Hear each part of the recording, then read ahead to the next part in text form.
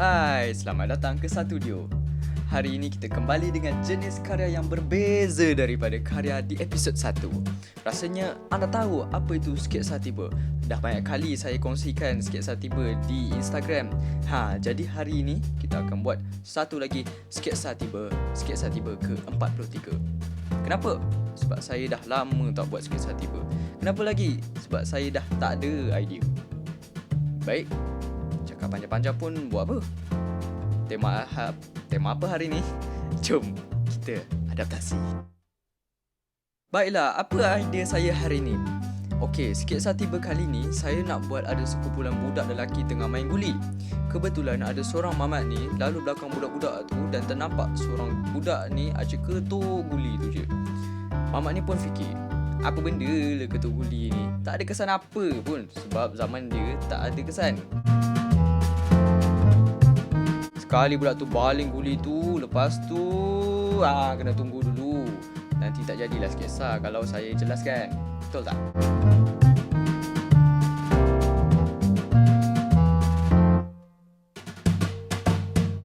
Meanwhile,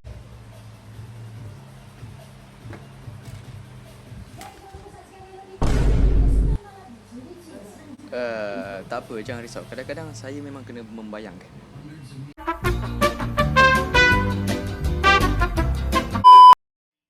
Baik, sekarang saya dah siap melakar. Sekarang masanya untuk kita pekatkan. Okey, mungkin ada yang tertanya-tanya macam mana saya dapat idea nak buat sketsa tiba ni. Setakat ni, sketsa tiba dalam bentuk siri digital dah berusia lebih kurang 2 ke 3 tahun. Jadi balik kepada tadi, saya dapat idea nak buat sketsa tiba masa saya sekolah rendah lagi.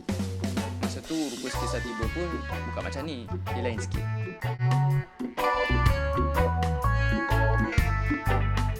Dan kalau nak diikutkan pun, sketsa tiba bukan suatu karya yang saya selalu lakukan.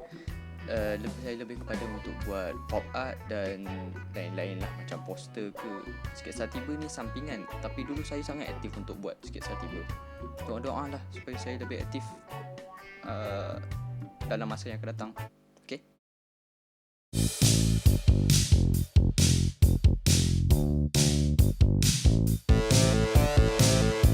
Baik, saya dah habis pekatkan lakaran.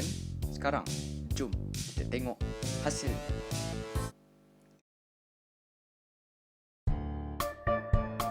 Okey, inilah hasilnya. Saya tak zoom karya, jadi anda semua kena tengok di Instagram Satudio My. Jadi itu saja paparan episod kali ini. Kalau anda mahu saya ubah apa-apa jenis perkara, silakan tulis di ruangan komen. Kalau anda ada idea dan pendapat pun boleh tulis di ruangan komen. Kami akan menambah baik kualiti kerja mengikut pendapat yang anda utarakan. Oh, ya. Dan saya nak beritahu sesuatu. Saya nak kongsikan sesuatu berkaitan undian di Instagram hari itu. Malangnya, semua salah. Episod kali ini ialah tema. Jadi tema pada hari ini adalah imbauan masa kecil.